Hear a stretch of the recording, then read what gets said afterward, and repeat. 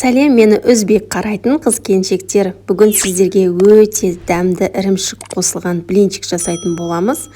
Бұл құймақтың дәмі өте ерекше. Сіздер міндетті түрде жасап, дәмін көріңіздер.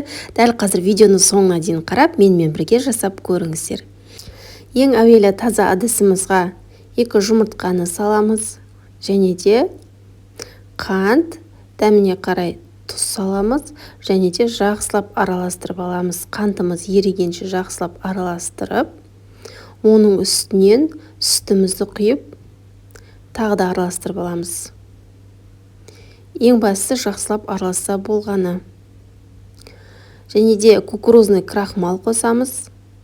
Және де алдын ала ұн-илегішпен өткізіп алған ұнымызды 2-3 бөлікке бөліп, жақсылап араластырып алыңыздар. Ешқандай түйіршігі қалмайтындай жақсылап венчиктің көмегімен үздіксіз араластырып аламыз. Достар, каналға тіркелмеген болсаңыздар, міндетті түрде тіркеліп қойыңыздар. Мен сіздерді үнемі жаңа керемет рецепттермен қуантатын боламын.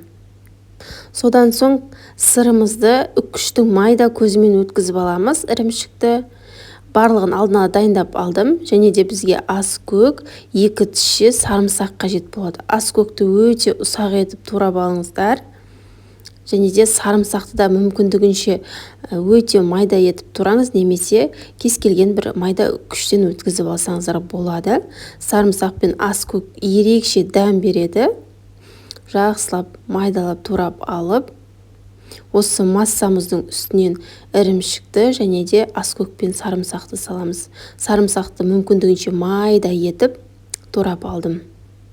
Барлығын жақсылап салып, араластырып аламыз. Біздің ірімшік қосылған құймақтарымызға ерекше дәм беретін, әсіресе осы аскөк пен сарымсақ. Толығымен жақсылап араластырып болған соң, ең соңында ертілген сармайды құйып, тағы да араластырып жібереміз.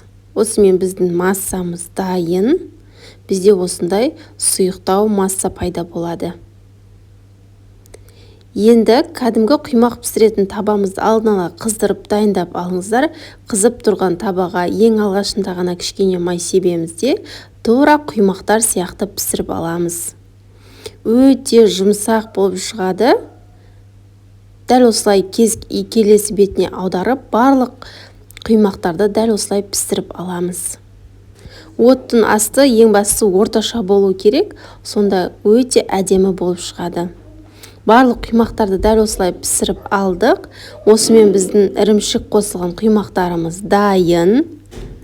Бұл құймақтарды қаймақпен немесе өзіңізге ұнаған кез келген соуспен ұсынсаңыз болады. Өте дәмді, өте әдемі болып шықты. Сіздер де жасап көріңіздер. Егер сіздерге видео пайдалы болып жатса, лайк басып, пікір қалдырып, және де менің каналыма тіркеліп қойды ұмытпаңыздар. Назарларыңызға үлкен рахмет. Сіздермен болған ләззат.